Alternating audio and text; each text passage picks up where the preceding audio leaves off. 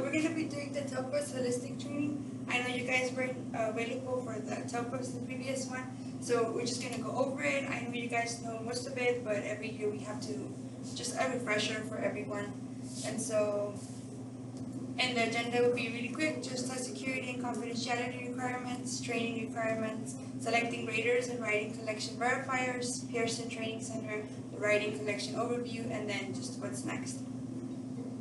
Now, the disclaimer, there's no excuses. This training does not take the place of reading the appropriate manuals. So this is just the meat of the actual manual, but if you have it online and we can send it to you if you guys need to, and that manual will tell you step by step and word by word everything that you guys need to know for the actual TELPAS.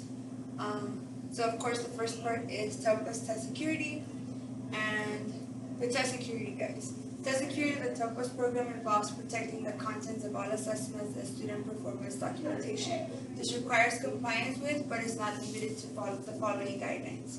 Personnel must meet the requirements, have been trained, and have signed an oath to have access to the assessment materials and information. Campuses must implement the controls necessary to ensure proper storage of secure materials through the test administration, and campuses must place confidential documentation, for example, the rating rosters and the limited access log stores, just like we have with STAR testing. TELPAS is a state test and a federal test, and so we have to make sure that everything, the writing samples, the listening information, everything that we do for TELPAS, that everything is secured, so that if they were to come and ask us one time and say, okay, we need the TELPAS for 2 years ago, 3 years ago, we have everything in storage and nothing is actually spilled, nothing is distributed, and we don't get in trouble. And of course, we don't want the testing to be nullified. So confidentiality requirements, testing personnel undergo training, which is this, and sign the oath affirming they understand their obligations concerning the security and confidentiality of the TELPAS program. Testing personnel must administer the test in strict accordance with instructions. Testing personnel do not view, review, or discuss the contents of an assessment before, during, or after test administration. So once again, training, the oath, and how to administer the test. And then of course we can't make any copies or anything like that. So no person may duplicate, print, record, write notes about, or capture any portion of an assessment electronically or by any other means. Only students may respond to test questions, especially for us for the writing, unless you are required to do the listening and the other components of TELPAS. We can't do anything but give them the prompt, which we'll go over in a bit. No person may receive or provide answers to student profiles during TELPAS calibration activities. So these are some of the penalties for prohibited conduct. Any person who violates, assists in the violation of, or solicits another to violate or assist in the violation of the security or confidentiality, as well as any person who fails to report such violation, is subject to the following penalties. So one would be placement of restrictions on renewal or holding of educator certificate, especially that one to me is very important. I did not go to college and pay a lot of money just so that they take away my certification because of one test. So please make sure that nothing like that happens. An issuance of an inscribed or non-inscribed reprimands. So of course, there's write-ups. Suspension of a Texas educator certification for a set term. And then this one, you do not want to be without a job, because we all love our jobs and we love especially the pay. So please don't. A revocation or cancellation of an educator certificate without opportunity for reapplication for a set term or permanently. And so especially this one, if they revoke it, depending on how bad it was, they can actually tell you that you can never be a teacher again in Texas. And even if you go to another state, it shows on your record. And so even, just in other words, throughout the United States, you won't be able to get a job. And we don't want that. So release or disclosure of confidential test content could result in criminal prosecution. And that's just Texas law of the Texas Government Code in Section 3710 of the Texas Penal Code. So further, 19 stipulates that the State Board for Educator Certification may take any of the above actions based on satisfactory evidence that an educator has failed to cooperate with you in an investigation. And of course, we already went over that. Traditionally, irregularities resulting in a breach of test security or confidentiality may result in the invalidation of student assessments. And so there are some irregularities that can happen. As much as I know the administration tries to avoid any irregularities somehow, some way, it's bound to happen. But hopefully those irregularities won't be anything major that disrupts that students or any of the campuses. testing. So security oaths and confidentiality statements, oaths must be kept on file for at least 5 years. And this is not just for TELPAs, also for STAR testing. Like they have to keep all the documentation for 5 years. So like the restroom logs, when we have the STAR testing, they are kept for 5 years. I know that in previous years there was incidents where a kid was caught cheating and they wanted to reprimand the teacher and revoke her certification. The only thing that saved her was the restroom log. So the kid, when they found out that he was using the phone and trying to take pictures and releasing the test, he had put that time, and of course she checked the time. And so since the timestamp was between the times he was in the restroom, the teacher was obviously not reprimanded and nothing happened to the teacher, but of course to the student. And so any little thing like that, we have to be very careful. And everything is kept on file because this had happened like 2-3 years ago. And I was talking to administration and helping them. They were, commenting on things like that. And so just be careful. A person participating in state mandated testing must meet the eligibility requirements for the role. That just means that you're a teacher and you're certified. Be trained and sign the test security oath. So each oath must be read and completed after the training and before handling or viewing any security materials, confidential information. So after this, you get the oath, and then obviously before you start on the TELPAs in your classes, you'll be doing the oath. So some of the testing irregularities, these are very serious, would be these constitute severe violations of test security and or confidentiality and can result in an individual or individuals responsible being referred to the TE educator standards and certification legal division for consideration of disciplinary action. So we always have to report the testing irregularities, but depending on how bad it was, we also have to report it to TEA to see what actions they want to do. So these would be some examples, like using answer sheets or notes that contain answers to the TELPA's calibration activities. So for TELPA's and calibration, we cannot be using answer sheets. Receiving and providing answers to student profiles during TELPA's calibration activities, falsifying TELPA's ratings or writing samples. So like if I were to say, okay, I never got this student so-and-so and I'm going to write it for her. And I'm going to say that she did it, this is the day, this is her ID, and I tried it, and somehow, some way they find out that that was not the student and it was me, then that would be a testing irregularity. Finally, accepting a student from the administration of TELPAs. So if I say, oh, you don't have to do it, Panchito, but Panchito actually had to do it, and so then that falls on me. Because even those students, sometimes we have parent denials, and so I know they were discussing this the other day. Even though he's a parent denial, he still has to test for TELPAs. They still have to monitor the student. And so you have to make sure that you cannot exempt any student. And if you have any questions, just talk with the administration, and they will be able to tell you if it was okay or not. And then, of course, assisting students directly or indirectly with responses to test questions. So we cannot be helping them. It's just like the STAR test. Of course, the only difference is now they're in your classroom, and you're the ones monitoring them. So it is a violation of state assessment procedures and a serious testing irregularity to record, discuss, or share answers to the rating practice and calibration activities. So you know how we have to do calibration every year, so we cannot be sharing any answers, we cannot be sharing anything like that. And then if we catch you, of course, then we're going to have to do that and take that serious and have serious consequences for that. So after completion of calibration activities, raters must turn in all notes taken during the calibration to the proctor. So you guys will get the PODs, the rubric. You guys can write on it, highlight on it, do everything you want, doodle in it, but before you leave, you have to give it back. You cannot take it. And only because they can write the answers, if you take it and then give it to someone else, well, obviously the answers are distributed now. So procedural, these are just like paperwork. So these are less severe and more common irregularities that are typically the result of minor deviations in testing procedures. So like an eligibility error, an IMP implementation issue, so maybe they have accommodations and we use those accommodations for testing, improper accounting of secure materials, a monitoring error, or other procedure errors. Now, eligibility errors would be students not rated in one or more domains, students are not administered the reading or listening and speaking test, and their ineligible students was assessed. So maybe we think that Juanito is a yellow student, but he's not, and we're testing him, or we're not supposed to. An IEP implementation error would be a special student was or was not providing an accommodation. So I don't know, maybe extra time or anything that they have in IEP and they didn't get it, or they got it and they didn't need that one specifically. So testing irregularities, procedure examples would be improper content secure material errors like teacher misplays the writing collection or CTC do not collect writing collection from the teacher. A monitoring error would be the TA left the room unattended when online tests were open or a student was not prevented from using cell phone, especially cell phones. They are a big thing in our classroom, so just make sure that they're not using cell phones in the classroom. A procedure error would be a TA who wasn't trained rated student, so that's why you guys are all getting the training. I know some teachers have a lot more students than others, but just in case we need you as a rater, you already have that training. So a writing collection was not submitted according to the assembly criteria. The TA failed to provide student the correct test ticket for online testing.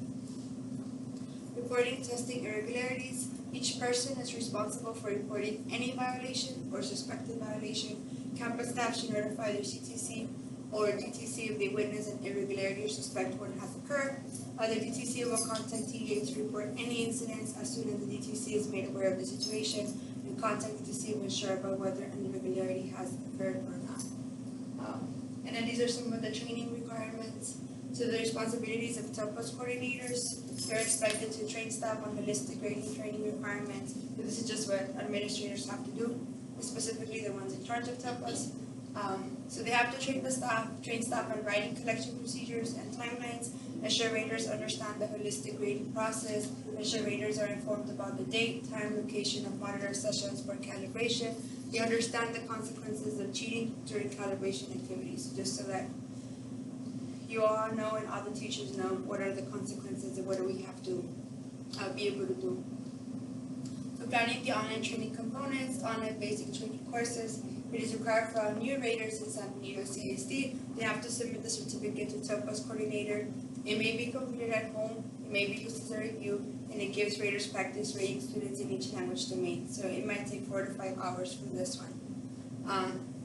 The online calibration courses, they're required for all raters. Each calibration set contains 10 to 12 students to rate, and all holistically assessed language domains are represented in each set. And then it's approximately 1 to 2 hours. So raters taking the grades 2nd to 12th course will rate writing only. When and where to complete online activities, all raters must complete calibration in a monitor session that has been established by the campus. Monitor calibration sessions may take place during the school day, after school, or as part of a professional development. I know we already had some of the calibration sets, but there's also makeup sessions for that. Ms. Rodriguez is sending an email, and she has posted in Google Classroom for it. So it is a violation of state assessment procedures to record, discuss, or share answers to the rating practice and calibration activities prior to creating a TELPAS online training center account. Raters are required to read an online statement and affirm that they will complete the rating activities independently. Of course, there's also monitoring calibration requirements. All raters must receive administration procedures training prior to attending a calibration session. All raters must have a signed oath on file. A roster of participants in each calibration session must be maintained. Raters will be given a passcode by the session prompt in order to access calibration. Raters will be provided a copy of the PODs, which is the rubric. The copy must be turned in to the proctor at the end of the calibration session. Raters may be provided a scratch paper. The scratch paper must be turned in to the proctor at the end of the calibration session. And raters will need to complete calibration activities individually within the monitor group session. Raters must begin with the calibration set 1. If successful, certificate will need to be printed and turned into the proctor. Again, we have to keep this in file for at least 5 years. If raters are unsuccessful on set 1, they will be required to complete a supplemental support training session. After completion of supplemental training, raters will be notified by TELPAS coordinator when set 2 will be held. And if set 2 is not passed, then you will have a buddy or the buddy system, and they're going to help you rate. So after completing a calibration set, raters to results and annotation explaining the correct ratings. Raters will need 1 to 2 hours to complete a calibration set, and raters must finish a calibration set once it is started. You cannot save it and go back. So raters who fail to calibrate, if a rater fails to calibrate on set 1, they will have to complete a supplemental support training session provided by the bilingual department.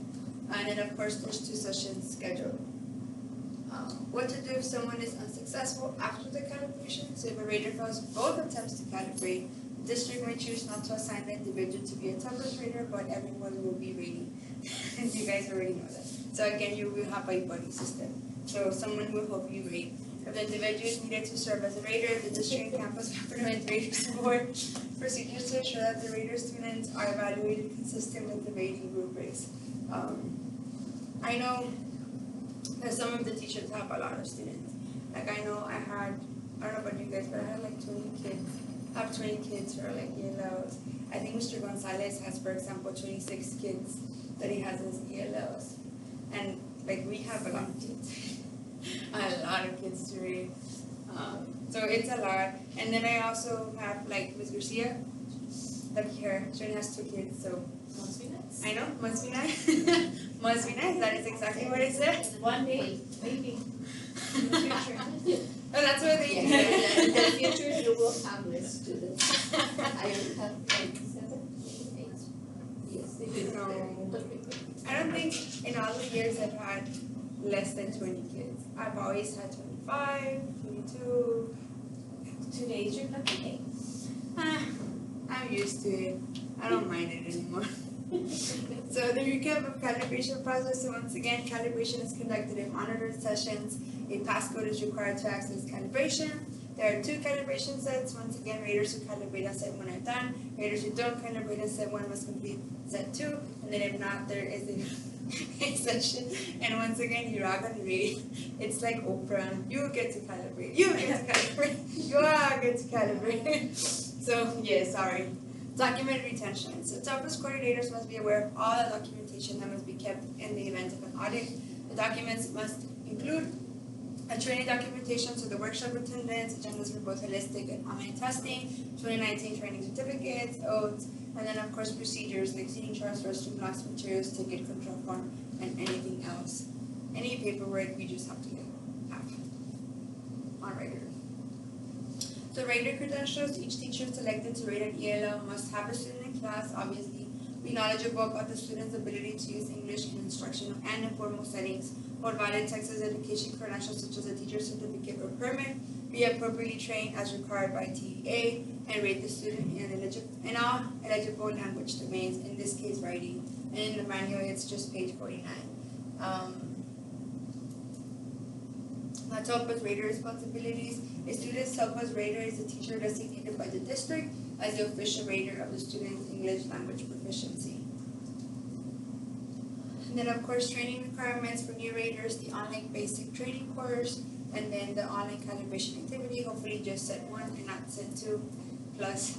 And then returning raters, the online basic training lasts for 3 years, and so if you had it in the previous 3 years, you're good, and then if not, you have to do it again. And then, of course, the calibration set quiz. The calibration set. Oh, that one you have to do every year.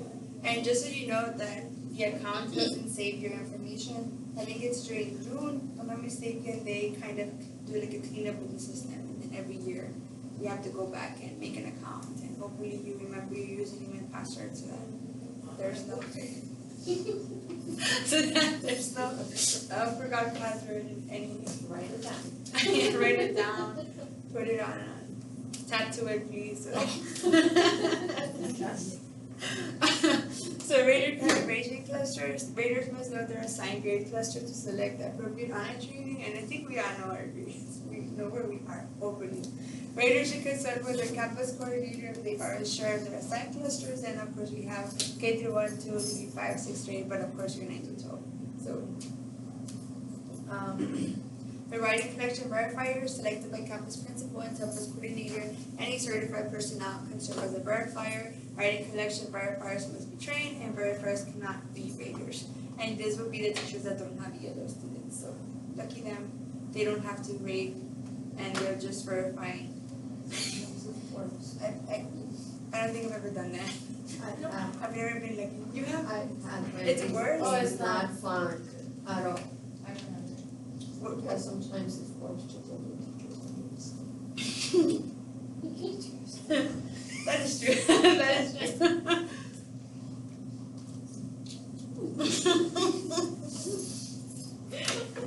No, never mind. I have to read now.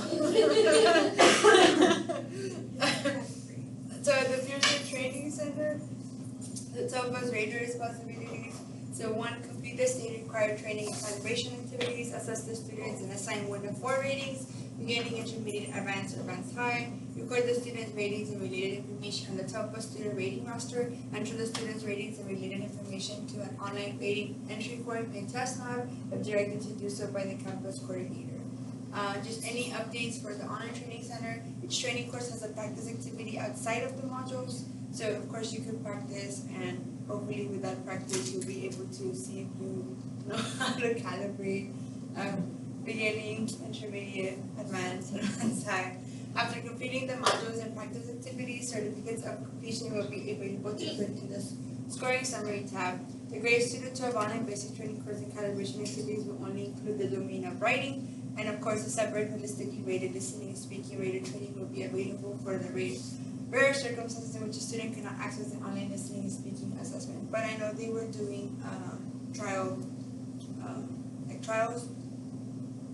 and errors in the lab before they did the TOPAs. So hopefully there was no errors there. And this is just for the online training center, so how you're going to sign up, this is how it looks. You have to create the account, so coordinators will receive a keyword for users to create an account. Then you have to fill every single field they're required, and then of course you have to check for the rater. I know you have to click on it so that when you click on it,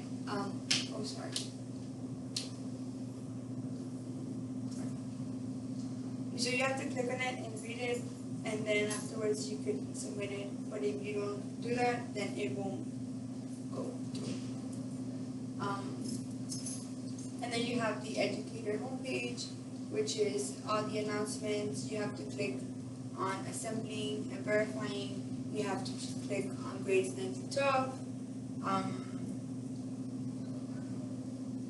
So of course you're going to choose the training. Raters must know their assigned grade cluster to select the appropriate online training. Raters should consult with their campus coordinator if they're unsure of their training requirements. Writing collection verifiers should also select that course. Then you have the training course. The course module will be writing. And then of course course modules will be listening and speaking. And then now you have the practice. So for the practice, I think there's about 10, and you have different samples in there, so you have to read through them, and then they're going to give you the 4 different ones and you have to choose. Now I know for the PODs you have beginning, and so this is just me. Beginning is easy, intermediate for me is easy. I always struggle, to be honest, with advanced and advanced side, because how do you know the difference? I mean, I don't know. This is just me. I already did it, and I feel like I can't fight with the computer, but I wanted to say, like, to me that was advanced side, or vice versa, and they kept telling me that no, this is advanced, and this is advanced high. You have to go over the rubric, and I was using the rubric. But then they also say that English teachers have it harder because I'm looking at it as an English teacher point of view. So I'm looking at the grammar and I'm looking at everything, and they're like, you're not supposed to do that. Okay, fine. So you have to be very careful with the PODs. So remember, beginning will be like labeling, listening, copying, just very basic words and high frequency words, and more than likely they will be repeating themselves. Intermediate, usually present tense, right? For intermediate will be more like past tense, and if they use it, very rarely they're using correctly. They'll use it with infrequently because they're still using the present tense, or they're not using it correctly.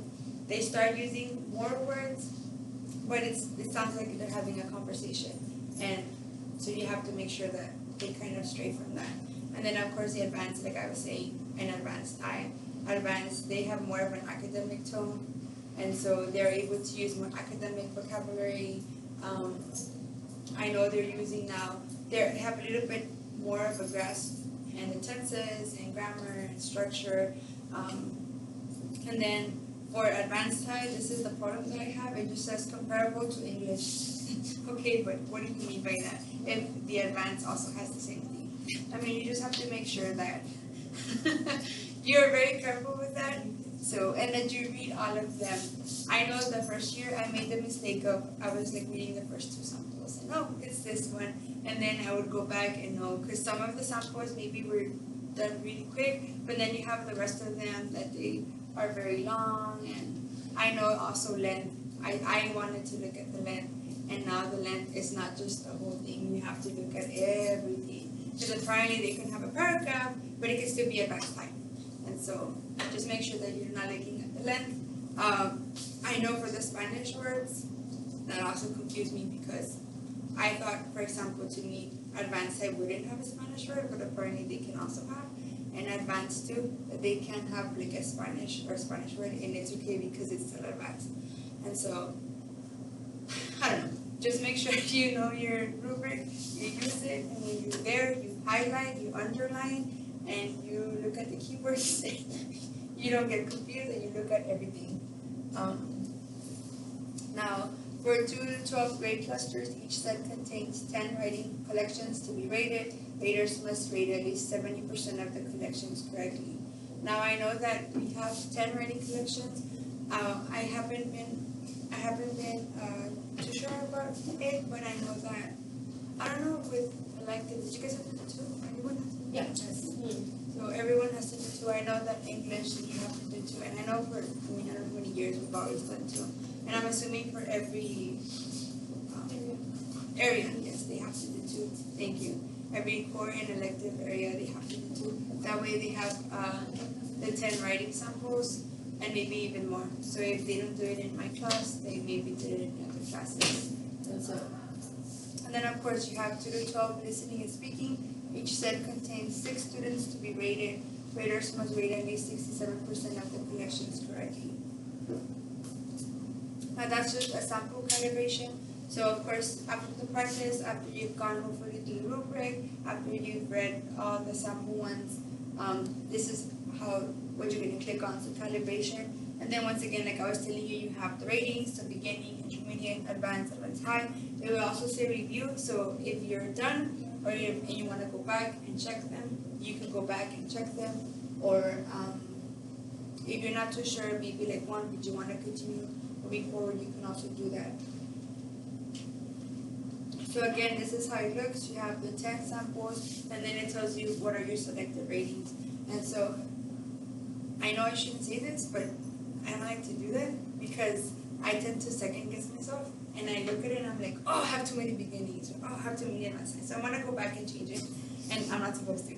But of course, you have that option if you like to review. I remember my teacher once told me that usually the first thing that pops into your mind, that's the correct one. I don't know if it's true or not. I still go by that. I live by that. I breathe that. So, of course, you can review it or not before you submit the scoring. And then, of course, they'll tell you, like a little attention pop-up. You have rated all the students in this calibration set. Are you sure you want to submit your ratings? And then, of course, yes, no. Please make sure that you read it. I know when I did one of my state exams, I was supposed to put no, and I put yes, and I submitted. Good thing I passed. I'm not, I would have had to take it over again. But just make sure you're very careful with that. And then you're gonna have a page like this. You get hours for obviously doing the calibration set, and then it tells you if you passed or not passed, and you have of course calibration set 1 until you complete it, your score, how many you got wrong. Calibration set 2, how many you got wrong, and then of course you could go and check. You can check and go back, and they'll tell you if you need anything. So you have the sample, your rating, and then their rating. And so of course, if you have beginner or advanced or high, then you could go back and check it and get upset, like I did, when the rating was different than what I had chosen. You have the certificates. That's just a sample of the certificates. Of course, you're going to have to print them out and collect them. The writing collection overview. Just as a reminder, writing assigned before February 10 may not be considered. So make sure, at this point, we're already almost towards the end of February, that whatever they did before you cannot get, but you can do anything that you're doing right now. So writing samples may continue to be gathered until the date assigned by the district, and I know that administration wanted to do it the week before spring break. Hopefully she wanted to have all of the writing samples so that when she comes back, she just checks any minor details and everything. is submitted and she doesn't have to worry about anything. Ms. Rodriguez. I know just to make sure that there's at least 5 total samples are required in each collection. That's why you guys are all having 2. In each collection, there must be at least 1 writing sample that elicits the use of past tense, at least 2 writing samples for math, science, or social studies, and then the manual pages from 22 and pages 22 and 25. And I know that for history, they can do something like this for the past tense. Math, I don't know about that, and science. But I know when I was talking to her, usually the languages like English and Spanish will be a lot easier for us to help them with the past tense. So I know she wanted to stress that out, that at least for us, to make sure that one of them has past tense, because we don't know if the other teachers will do it or. So, some eligible types of writing would be descriptive writing on a familiar topic to just describe something, like describe your family, describe who you are, describe, I don't know, your car, describe maybe a procedure, describe something, just describing. And then writing about a familiar process, that would be more for like math and science. So how do you solve for X? And so they would have to write about that. Writing that elicits the use of past tense, maybe something that they learned already, something that they did, a favorite memory, personal narratives and reflective pieces, once again, something about them and the family, a reflection maybe of an article, of a story, of a book, expository and other extended writing from language arts classes. So for us, of course, the exposition, you're just explaining something. Expository procedure writing from science, math, and social studies classes. So once again, science, maybe explaining the lab, how they had to actually, how did they get the results? What were the steps? Then of course, math, equations. What not to include? Papers contain copy language, so they cannot copy anything from their notes, anything from the computer, anything like that. Papers in which students rely heavily on resources such as dictionary or thesaurus. Papers showing teacher comments and corrections, so if it's graded, you can use it. And make sure not to grade it. Worksheets and question answer assignments, papers that have been polished with help from peers or teachers. Papers written primarily in students' native language, so hopefully, if they're beginners, and we know that obviously they're going to write a lot of Spanish, but if they're not, they've been here for a while and they've talked a lot of English, you know that they can write more, and obviously tell them not to. And papers that are brief, incomplete, or rushed. The tips for good writing collections: strive to gather more than 5 writing samples for each student. 2 would be fine, because if we try to do 5, we'll get a lot. So please don't. Choose at least 5 samples that meet the criteria and do the best job of portraying the student's current proficiency level. If the student is near the border between 2 proficiency levels, consider including samples written in the latter part of the TOEFL assessment window. So the more recent the writing samples, the more accurately they will reflect the proficiency level of these students. Collections should contain some papers in which students showcase English they know and feel comfortable using. Comfort zone writing is especially important for students at lower proficiency levels. Well, obviously, for any person who's learning a language, and we know we're comfortable with, this is Spanish or English or sign language, they will be able to talk more, or in this case, write more. Of course, if they're not comfortable with something that's very academic, they won't write anything, so they might be even rated lower than what they actually are. So collections should also include papers in which students are stretched and pushed beyond the comfort zone. So the collection shows that a student has not yet reached the next level. The student is beginning but not yet intermediate, intermediate but not yet advanced, advanced but not yet advanced high. And then of course, building collections. The papers you assemble need to help you determine and justify your ratings. They must give you evidence to say, I know the student is at least at X proficiency level because of these characteristics in his or her writing. And I know the student is not yet at the next proficiency level because of these or other characteristics in his or her writing. So a reminder, the characteristics you consider must come from the PODs, which we kind of discussed the important parts, but you guys will have your rubrics. The students at the beginning level, the OPS require ELOs above proficiency levels to learn to write in English.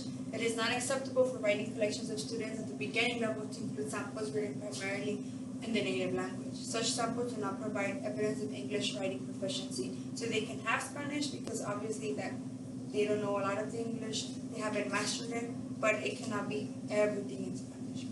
The writing tasks of these students should be adapted to their needs. The writing in English will likely be formulaic or memorized, include recently practiced vocabulary, or they will lack detail. And like I said, also repetitive. Students who are capable of expressing themselves in English in a detailed, extended way should do so. Do not include brief responses from students who know enough English to respond to writing tasks in extended ways. In other words, consider students' English language proficiency levels in determining whether papers are too brief to be included. Build writing collections that have a balance of language arts and other core content areas. Collections should show what the student knows and can do as well as what the student struggles with in second language acquisition. Remember, build the collections to portray the student's overall ability to communicate in writing and English. So what's next? There will be some Tempos tutorials.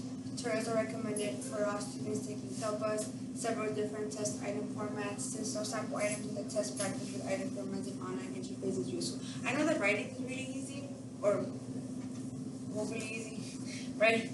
And I don't know if you guys went to the best symposium. The best symposium. There was I don't know, did they not prepare you? No, I'm sorry. I'm sorry. So every year, this is the first year I went actually, but every year during the month of September, I think, they have a best symposium. I do not remember what it stands for, but it's an ELO Academy on Saturday, and you go and it's all day from 8 until 4:30, but there's different sessions. And so each of the classroom, because it's in the school, and one of the middle school, I think it was middle, and each session is an hour or so, and then each presenter teaches you something, and you get strategies or anything like that. But I liked it. It was the first time I went, but one of the sessions was dedicated for the speaking and the listening portion, especially the speaking portion. There's a test knob. I don't know if you guys know. I was so excited because I learned it. So I was like, yes, I want to implement it. And so they have the test map and everything's free, and you could have the kids practice, and they give you practice samples. Because what the lady was saying, and I agree with her, is that many times throughout the classroom, I know we're talking, but they're not really recording themselves, at least not in English. They're not recording themselves, and so they're not used to that. And now you're telling them they're doing the test, so it's a test, right? You're telling them it's a test. They don't understand Tempos, it's just a test, and now they have to record themselves, and now they're scared. And so maybe they talk really low, or they don't know what to do, they don't know the format of the test, and so they panic, and maybe they're scored lower than what they're supposed to. But if you practice in the classroom, and maybe once a week, and not just for English and any language course, everyone should do it. History, for example, should be able to do it. Even math and science, find somehow, some way, maybe record yourself explaining the equation or the procedure or something like that. Explain to me what you learned today. And so if they were to do that every day, by the time they go to Tempos, they're used to it. Oh, we already know how to do this. We're just going to record it, and now everything is better. And so hopefully, I'll talk with the administration about the best symposium, but also for the test now. I really like it. I know I've used it several times in my classroom, and hopefully that helped. But and then there's one more, guys. Okay, thank you for coming. Thank you, ma'am. Or listening to. Thank you.